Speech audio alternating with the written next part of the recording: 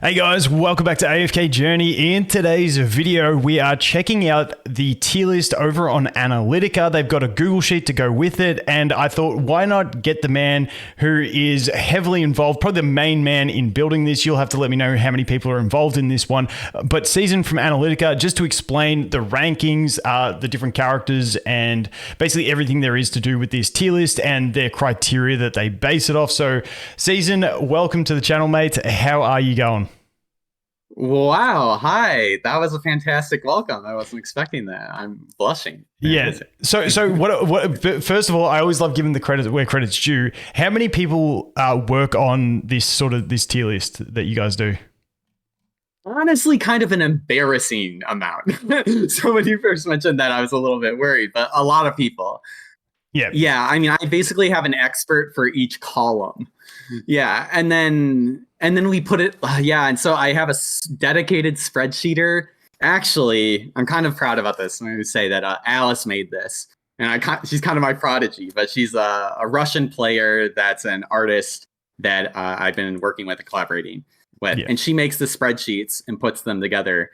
And her native language is Russian, so I mean, I had to communicate to her in Russian. So anyway, just this is a planetary endeavor. Yeah, beautiful. Yeah, a lot of people. Let me say the people outright. Yeah. Primarily, Alice, KRM, which is our web developer who did the tier list online, but also helps with the direction of these things. Dragon in our Discord, Laundry Metal. If you're in the Discord, you'll recognize those people. And then Nadine did the PvE. Puzzle heavily gave feedback on all of it. I took it primarily for PvP. I try not to touch the PvE. And then Jake does a lot of the Dream Realm stuff. But we take a lot of the Dream Realm data from the players directly. So that is usually, the most accurate and well-tuned. Yeah, but anyway, there's always people in your Discord posting teams, different scores and stuff like that. I see that a ton. Yeah. Yeah, perfect. Yeah. All right, so when we go look at the overall ratings, obviously overall is just a generalization across the board, but to get that, we go through all the different aspects of the game, as we mentioned, to get a character's final score. Now, with this one, how did you weight the values of the scoring between all the different modes? I'm happy you asked that. We hadn't talked about that. And this actually was a point of contention. When we first made the tier list, our formula wasn't bad, but we fixed it a bit. Anyway, so the way that we have it ranked, just generally, without explaining any math, is that we value Dream Realm the highest. We have PvP in the middle, but higher as well. And then at the lowest, we have AFK stages and progression. We wanted to have a little bit of influence of AFK stage and progression, but not a lot. We might reduce that even further. The percentages we have, I don't know off the top of my head, but in the sheet are 50% for AFK stages, 120% for PvP, and 130% for Dream Realm. So it's like double for PvP and Dream Realm weighted. Yeah, which makes sense. And then no battle drills in this one because I guess it's like that's more of a niche thing in itself and not as many people are grinding away for that. These are the main three aspects of the game that we look at, yeah? Yeah, we could have done like honor duel, lab, battle drill, but we wanted to, stay focus it in. Yeah. So and obviously I'm curious to see how if this will change in the new season when we have like the play your own way, if it does change weightings, but at the moment I'm definitely like most people just want to perform well in Dream Realm. Some people are grinding the arena and then not as many people in the AFK stages, except for the start of the season. Obviously AFK stage is always really important at the start of the season to get you on top. But after like 2 weeks to a month, it's sort of like you can just start coasting there and just auto battle every once in a while. So with, you go. Did you want to add something? Yeah. It seems like in beta, like, it was a big focus on AFK stages, and then like over time it slowly pulled back, and I think we'll just keep seeing that trend. Like the older mechanics are going to be less influential to the newer mechanics. But yeah, we're just to last note on this. This tier list is sort of locked in for waves of intrigue. This isn't for the upcoming season. Yes, we'll try to update it and keep it current. Within like a new hero release.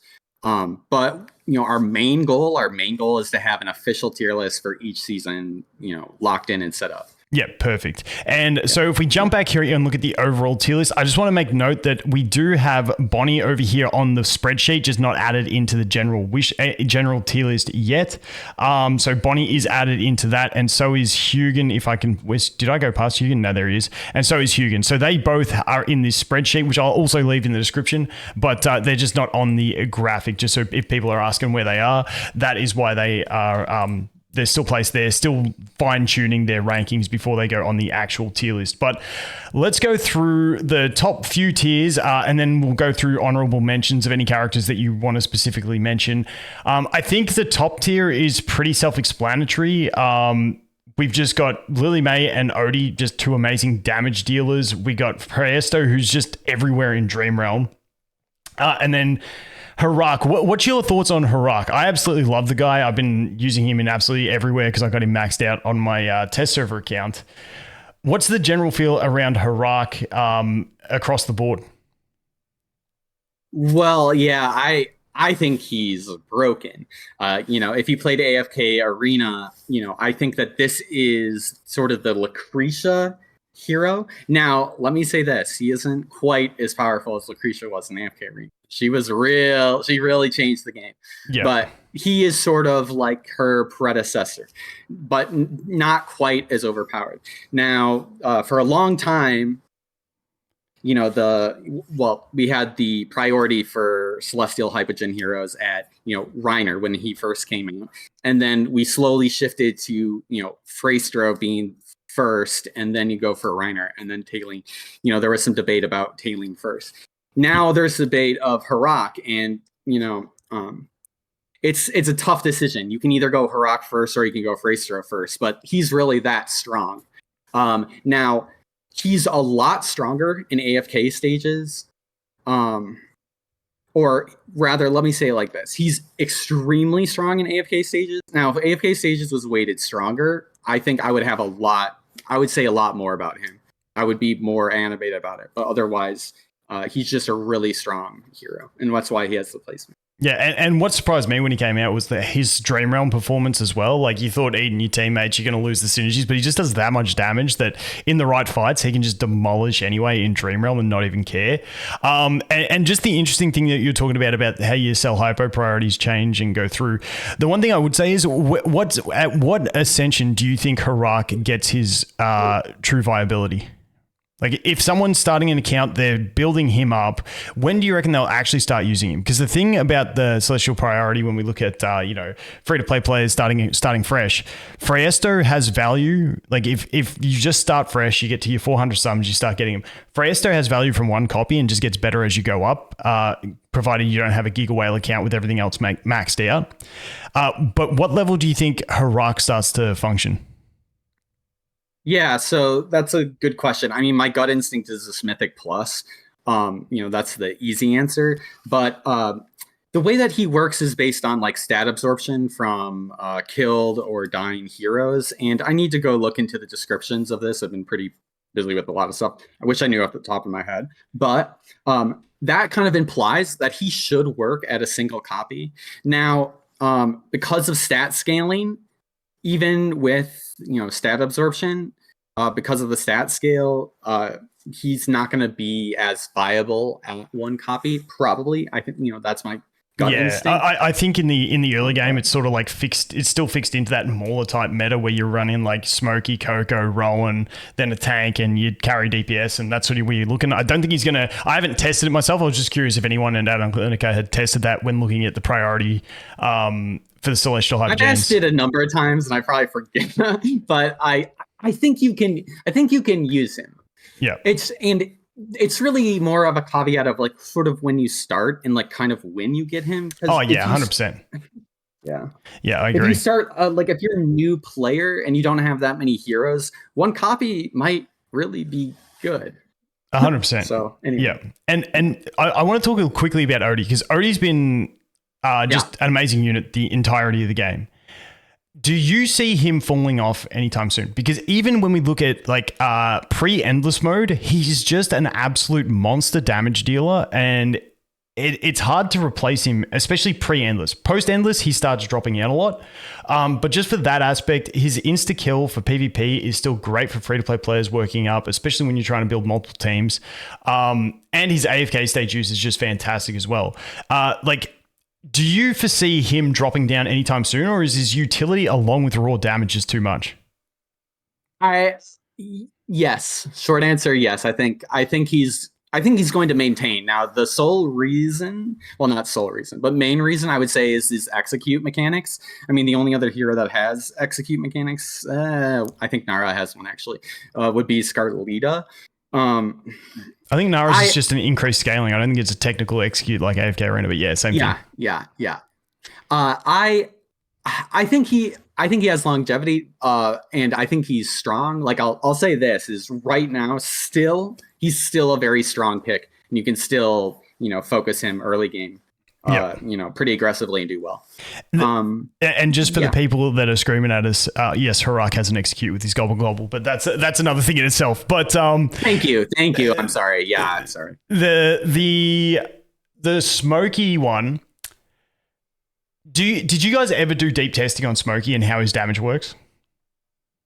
Oh, about the thing that you specifically asked me, which is, does it ignore? And actually, I did go on a bit of a journey myself, trying to figure that out, asking players, and there wasn't like a clear answer.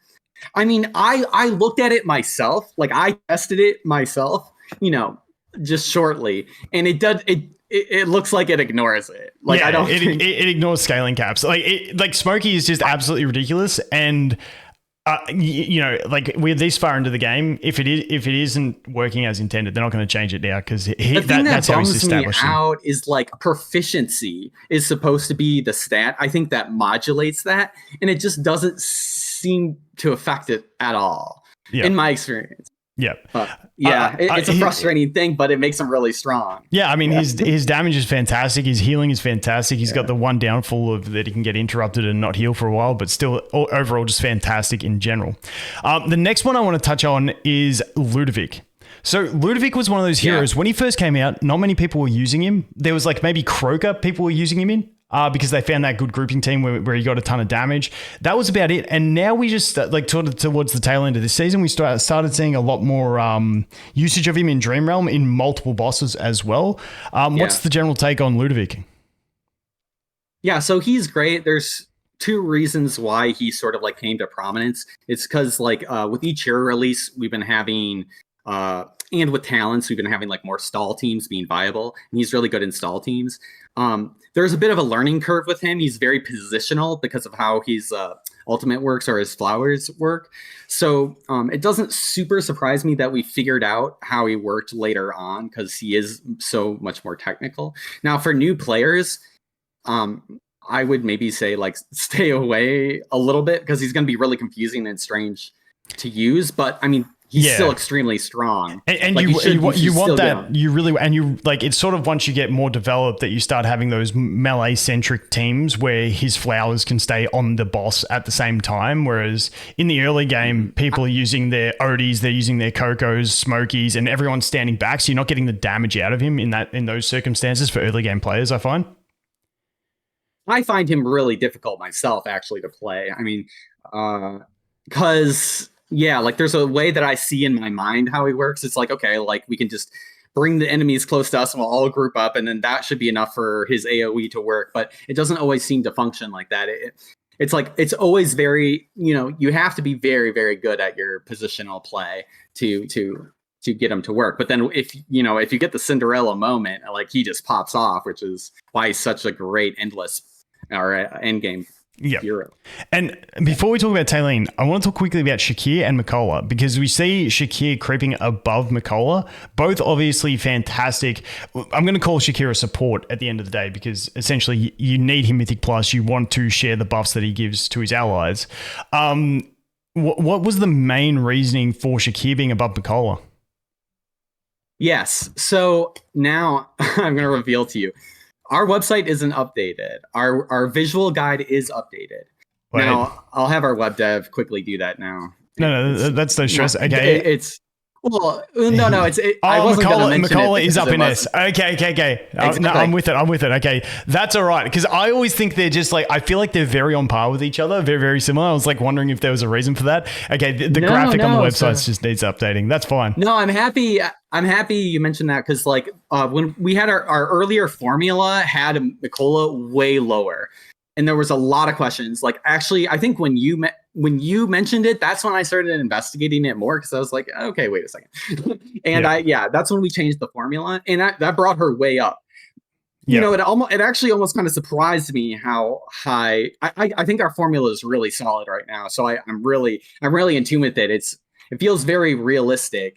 And it's like, wow, she really is a strong hero. Like, she really is. The thing that's great about her is like you can just get a single copy of it. Like even when she came out, she was improving my scores at single copy when I had like full teams built. But Shakir, you have to have that Mythic Plus, otherwise he's kind of just trash.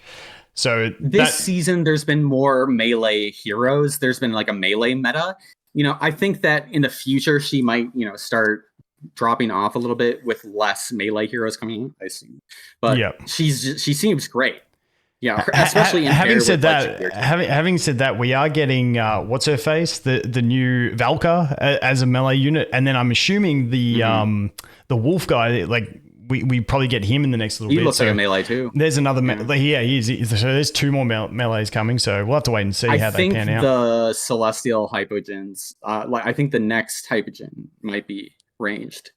I would think heavily the same too. There's a little bit in the story that hints towards a hypergene, but I'm not going to spoil it for anyone who hasn't played on the test server. But now, just quickly before we get into anything else, because we're talking about celestial hypergenes, twins. Now they've given us a sneak peek at the skills. We haven't seen multipliers or anything like that. Do you have any thoughts on like pre-thoughts? Obviously, no one just going to quote you on this because we don't have actual numbers, but just from what you can see from their buffs. Well, people can quote me. People can quote me on it. I didn't. The way the maps are set out, like the special arena map is that one with the massive spread. So it's like you can link as many characters as possible between the twins. It feels catered towards it.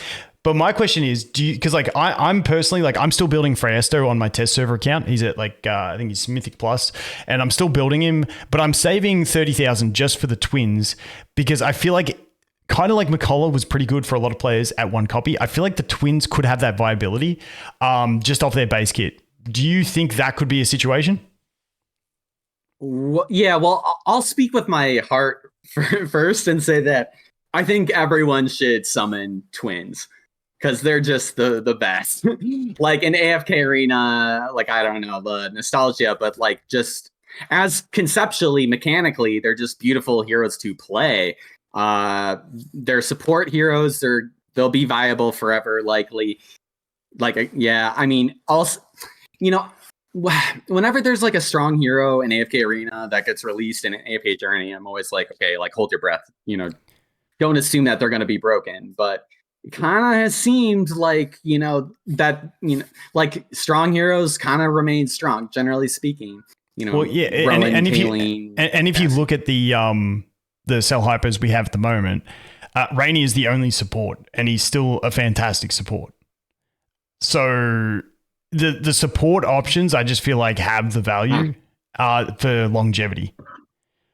So the motif of Hypogen is like tricky and turn the tide and reversals of fate, but Celestials are sort of like team players. They're more diverse. They're more they're more balanced, quote unquote. And so I really like in Twins is just such an archetypal Celestial. Like I just can't and also, to go with the 3D map and the positional play, it will be really interesting to see how the links and whatnot work. I need to do more research. I haven't seen anything, and I on the test server or on Pioneer. They're not out yet, to my knowledge. And then things like things that I'm curious to see, because I'd have to reread all the bosses text again. But like bosses with control effects, if they don't, I think you can still immune them. Because obviously, like Lily can dance away from the snowballs and stuff like that, but Twins having immunity on top could be huge as well in a bunch of fights. Massive! Because especially with the new fight with the chick with the cats, like she turns you into a cat. If everyone's just immune for that period, like for when she triggers it, like that's another big effect as well. Yeah. Well, the big thing would be Link. Like if you could link two heroes and have them share stats, or have their stats be additive. If you could do that with like Harak, that seems pretty crazy. Yeah. So I mean, Harak and two Pestos, so they have the same faction bonus. Yeah, there could be some crazy stuff. But I digress. I got a little bit. Sylvina. Sylvina. I got a little bit sidetracked there. For new players, she's probably great. Yeah, 100%. Talene. So what's the general gist of Talene? Because to me, Talene has always been that character that's just solid everywhere, but not like the best, if that makes sense.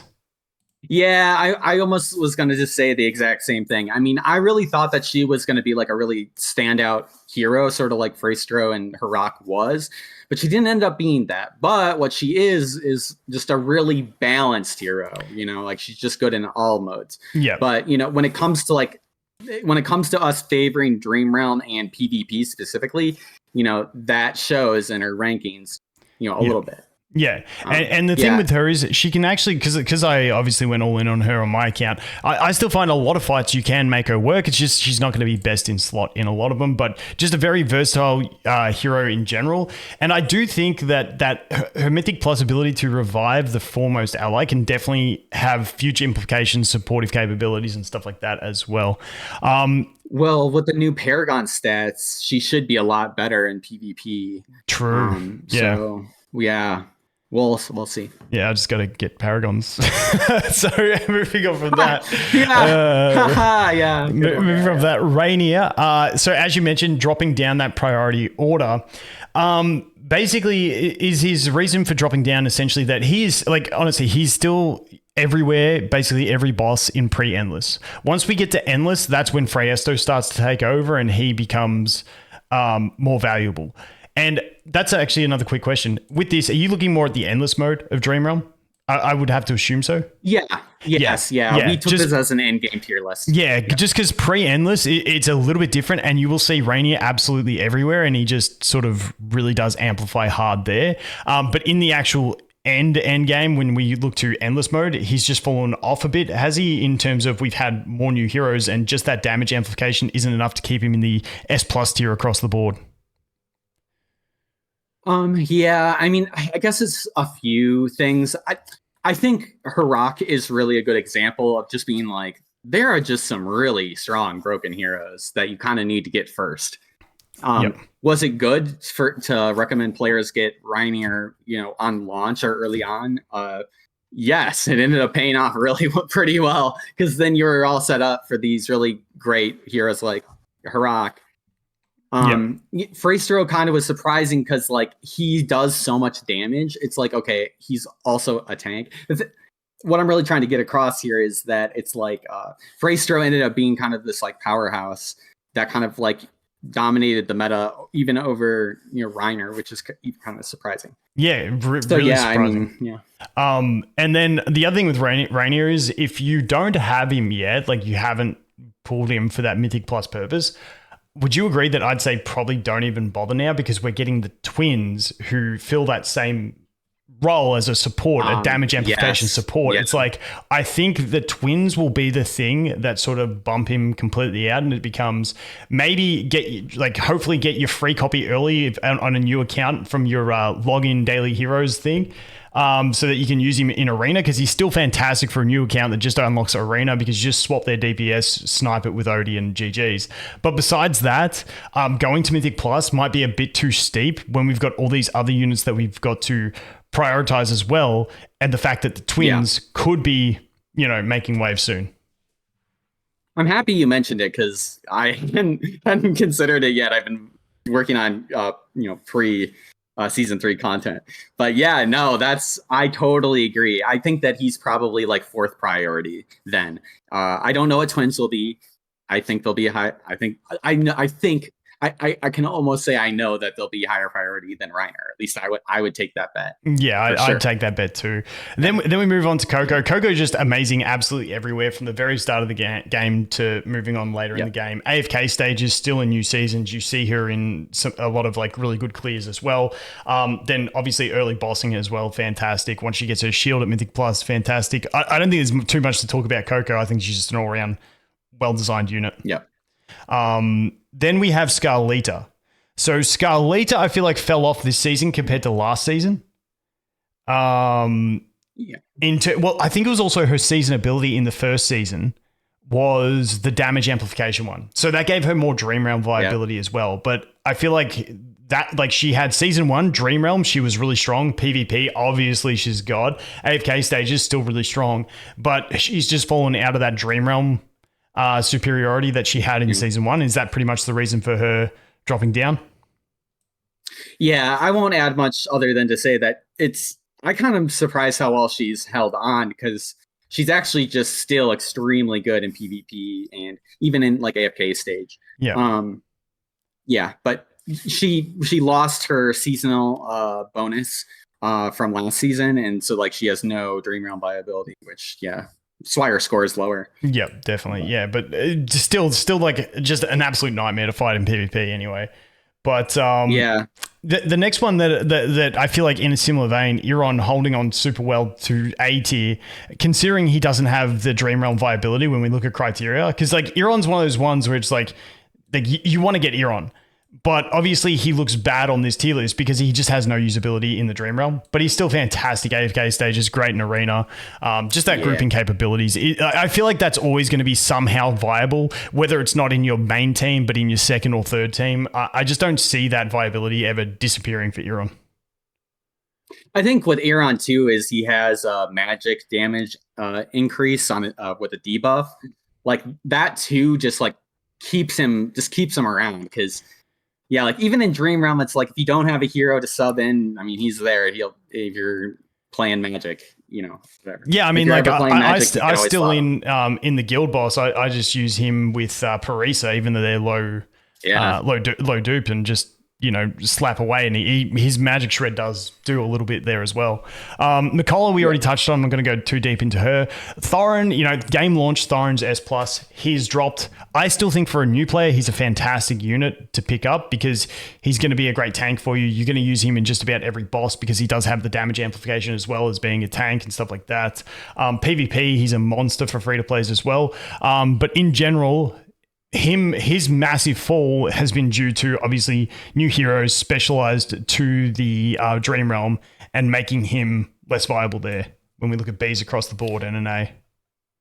Yeah, his Reflect just doesn't do quite as much as it did in like AFK Arena. And his debuffing mechanics aren't quite as strong. And I wish that we would have seen him more in play because I like him a lot. Yeah. But yeah. Yeah, still pretty strong. Still pretty strong, especially for a new player, because like keep in mind, if you're watching this and you're coming new in the season, with the start of the new season, on a new account, you're probably going to use him in every boss, but he just doesn't have what it takes to keep up with everything else when we get to the end game. Tassie, once again, no Dream Realm viability, but I think Tassie is an amazing unit. Like her PvP is just so fun. I find her to be just a really enjoyable character to play. I swapped mine out for Sonya, which I love for bossing, but I absolutely hate for PvP. But I think Tassie's absolutely amazing, and we'll probably see it here. I think Tassie is a dream. I'm so happy they like released her. Like that was such a well-designed hero by then. She's fantastic. Yeah. But she's really just a AFK stage behemoth. That's what she does. Yeah. And in PvP, she's a stun lock mechanic. But yeah, it's just a really beautiful hero. Yeah, and all the extra cheat deaths in PvP is just so annoying to deal with if you get to the late game. Like she can just like solo a Harak because she just keeps coming back, and then like I've had it so many times and it just kills me watching it happen. Vala, we're gonna speed run through a little bit here. Vala, once again, PvP usage. They're really good Supreme Arena type unit as well when you got multiple teams. Hugin, once again, for that PvP survival, is that going to be her main place that you're looking at her getting her A ranking for? Yeah, and AFK stage. She's not much for Dream Realm. Yep. Yeah. And then same with Damien again. Then we have Sonya. So Sonya is one that I want to look at a little bit closer because I want to take a look at these ones here. So AFK stages A, PvP, ABS, and then, we get some S's and an S plus in the Dream Realm. To me, Sonya is that overall it kind of feels like Taylene a little bit in that she's just sort of good everywhere, but not like the best. But I still think she's a fantastic unit. My feeling is that she's really strong in these rankings because of talents this season. Now, I don't know for sure how talents work differently next season. I should have looked at that. But basically because Lightbearer talents were just so strong this season, and you need to have 3 Lightbearers, she's a fantastic third or second Lightbearer pick. To support Cassie or whatever, and she's a good buffer. So the thing is if we lose, if Lightbearer talents are less good next season or in a future season, then she could just fall out of this tier completely, which is kind of scary. She's kind of a strange hero to me because not even really sure quite what she does other than her buffing and debuffing. Yes, and she actually does some really solid damage herself too, which is quite reasonable. Yes. Yeah. So I do think she's a pretty solid unit, but I think the best S level in the season is just between her and Tassie, and it just depends on what you're looking at and what you want to focus on. Is there anyone else? Yeah. I feel like we've pretty much summed it up. Brutus always good as a tank, standard stuff. Tamisha's one of those units that just slaps into random places where I'm like, oh, Tamisha could work here, and then she works. I think she's just. Overall, I think she's going to keep creeping down the list, but I think she's just one of those units where if I have her built, I'm like, ooh, maybe I'll slap her in. As we go to Arden obviously still good with his roots, still fantastic. Nara for her. What's the main reason on Nara being up here in A tier with some of these other characters? Let me take a look. Not Dream Realm. Yeah, I was going to say it's not Dream Realm. Yeah, but decent in PvP, real high in AFK stages. That's the balance there. Yeah, okay. He's great at one copy as well. That's and that kind of helps her rating a little bit because we wanted to reflect that because she's used everywhere in AFK stage and you could use her in PvP at one copy all the way up to depending on the manipulation's huge. Aggressive, yeah, exactly. So we kind of had to reflect that. Yeah. But usually you kind of keep her at low ascension. And then Olmus, obviously, for his usage with Euron. Then anything else you want to mention? Any characters? I don't want to go through absolutely everyone, but is there anyone you want to highlight? You have something you want to say about in the lower tiers? I'll say briefly that Sinbad is a really good debuffer and support hero and also does a lot of damage. We might see him kind of emerge later as a stronger hero. Carolina has kind of been dropping off. I don't like Rowan. That's all I have to say about him. A lot of people like Rowan. I'm gonna piss people off by saying that, but I don't have a lot to say. I think Rowan's just. I think Rowan for a new player is still one of the best units. That just that combo of Smokey, Coco, Rowan in AFK stages on a new account is pretty amazing. I don't think I've ever He's a great hero. I don't think I've ever used him in Dream Realm or anything like that. But just for his one purpose that he has and the fact that you can use him so cheap, I think he's fantastic. Yeah.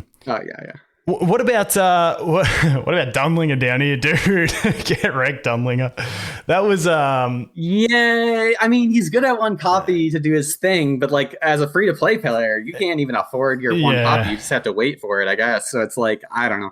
He's a perplexing hero. Why they released him and when they did and all that stuff. I think we even talked about that. Maybe. Yeah, we did. It's why did they release such a bad hero at the launch year season that? But I don't know. Yeah, him and Nara. I think they wanted Herat to be Lucretia. Oh, 100%. It didn't quite pan out. Yeah, that's what they were aiming for. The last one, Lenya. So when the Lenya first came out, she was getting some decent usage, and then she sort of just fell off a cliff. Is that what you're kind of seeing? Yeah. So Sinbad and Lenya in Pioneer of last season, they were just monster heroes in Pioneer. We just thought they were going to be the best heroes of all time. So when Yeah, so like when season dropped, I was just telling everyone like you got to get Lenya, and you're dumb if you're not getting her. Yeah. Well, they put frontline spell at the very end, like we just got at the very end, and I don't know, it just didn't quite pan out with her. And the way that talents work, you can't make very efficient like melee Sinbad Lenya teams, so it's just like such a weird situation. It's like they tried to mitigate how strong they were going to be, I feel like, and that reflects it. So I think that her ranking there is very accurate. I don't think that she's a great hero right now, but she could definitely come back. I mean, she looks great. I love how she looks. Yeah, but that's not what the tier is. That's what the tier list is about. Now, the last two I want to touch on is going to be Hugin. What's the general feel on Hugin? Because he doesn't seem to be doing too well, but he kind of feels okay. Like, he feels like one of those units that is a good sub-option support, but I think he's also waiting for a good DPS to synergize with. But I still don't know if he's going to have enough. What's your general thoughts? Okay, I hesitate to say this because like it's hard to step with Rowan, but I think he's kind of like Rowan 2.0, or he's like Rowan modern. Or he's like Rowan speed because he's mostly like he buffs haste by like plus 50%. Yep. Now, the thing I don't like about him is he doesn't do anything else. He's got a shield. Well, he's just kind of he feels clumsy. Yep. I like that they made him. Now, the thing is like if they make another one like him and we have like 3 Rowans in a team, then it gets a little ridiculous. I don't know. I'm excited to see how he'll go. I really don't like playing him now, but I don't know. Yeah, no, that's fair. That's fair. Like, he's one of those ones, like, I'm kind of the same when I'm talking about him. As for Bonnie, what's the general gist on Bonnie? I think she's amazing in PvP and AFK stages. Playing her on the Pioneer, she just feels so damn good. But like, I have been seeing some usage in Dream Realm as well. Yeah, so she has capacity for high DPS. I actually thought she'd be a lot higher DPS. I thought she'd be doing a lot better in Dream Realm. Yeah. But yeah. That's more of a watch this space. Like I said, they're not on the list because they're still in development, but I think definitely her PvP and AFK stage is quite fantastic. The PvP, just that reduction is huge, and the way you can ramp it up so quick and just get your full stacks and start spreading, it happens way quicker than I thought it was going to happen when I first read the skills. Yeah, no, like when you read her, she looks really boring and very vanilla. And truth is, she kind of is still, but she plays pretty well, and she's very strong. I really thought she was going to be. I thought she was going to be a bit stronger, but she is an A-tier hero. We don't want her to be too overpowered. Yeah, I mean, that's a whole nother conversation where they say, A levels are not meant to be any weaker. I know they say that, but I always struggle pulling for an A level over an S level personally. I don't know why. It's just always going to be a mental thing for me, but they do say there is meant to be true, right? They said it. They said it in a dev notes. They said it in a dev notes, and I was like, I don't know. I feel like people just don't get as excited to pull an A level as they do an S level. You guys, let me know in the comments. Yeah, no, let us know in the comments. But my truth or my belief is that every hero is viable. Now, there's a degree of viability, but I do think in general, you want your S level and your A level or whatever to be different power. Like, I think S level is supposed to be slightly more powerful, or they have a larger kit, a more utility. Yeah. But I think it's a little bit silly to be like, oh, A level is the same, value or power as S level. Yeah, and let's face it, even if they are exactly the same, I don't care. The mental, actually, to be fair, Valka could be the first A level I pull on. She looks pretty cool. I like her kit, so we'll have to wait and see how that pans out. But yeah, in general, I just prefer pulling for S levels myself. It just feels like that's what you're meant to pull for. Which A levels did he pull? None. Okay. None of the banners. Like I've got the swap ticket on the Waves of Intrigue, but I got no one to swap because I didn't max out an A level. But I'm gonna probably pick up some extra Sinbad copies and swap him away for Bonnie. Because like just the fact that you can just get general copies of them through the normal summons throughout the whole season and then just swap them away, that's sort of my plan with that. So I'll see My how that question goes. for you is like for free to play, like she is so amazingly strong in PvP. Is that like a very large draw? Do you think for free to play players? No. As in like she's a must get or okay. No, I no. wouldn't think so. I mean, for most free to play players, arena's not your main focus. Yeah.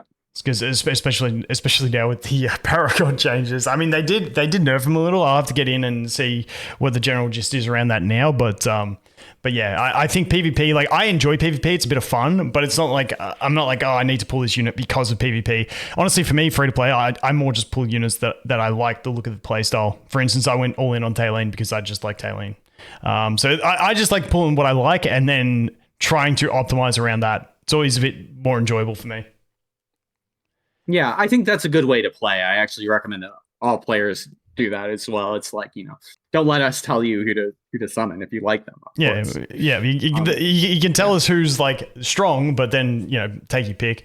But is there anything else you want to talk about the tier list before we finish off? Once again, I will give you a massive shout out for your Discord. Your Discord is probably the most competitive AFK journey place around. So if you guys want to get super sweaty into the game, that'll be linked in the description as well. Also the website with the tier list and the Google Doc. Is there anything else you wanted to say, Season? No. Just thank you for having me on. This tier list, it took a lot of work, and we wanted to build a standard tier list that was as accurate as possible or provided the best information as possible. And I'm really happy that it's finally come to fruition. And Alice, who made this, I've been working with her, and this is I'm just really proud of her for this project too, and all the people involved. Yeah, I mean, there's a lot of effort, a lot of research, so it's massive. Once again, Discord's down there, websites, and this Google Doc will be linked in the description. And as always, guys, thanks for watching. I hope you have an awesome day, and I look forward to seeing the next one. Cheers.